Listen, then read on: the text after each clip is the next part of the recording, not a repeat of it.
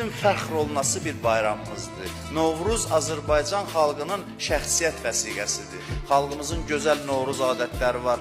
Ölmüş insanları, dünyasını dəyişmişləri yad edirik, bir-birimizin evinə gedirik, bayram süfrələri açırıq, bayram münasibəti ilə təbrik edirik, küsənlər barışır, hamısı gözəllikdir. Eyni zamanda Novruz təbiətlə dediyimiz kimi bağlıdır, təbiətin oyandığı bir zamandır və təbiətin ən gözəl çağı Novruz bayramı və ondan sonraki dövr. Təbiətin öz gözəlliyini ən qabarıq şəkildə ortaya qoyduğu zamandır. Bu gözəl bayram münasibəti ilə, bu mübarək bayram münasibəti ilə hamınızı təbrik edirəm. Allah bu bayramı bizə mübarək eləsin. Allah gələn günlərimizi keçən günlərimizdən xeyirli, faydalı eləsin.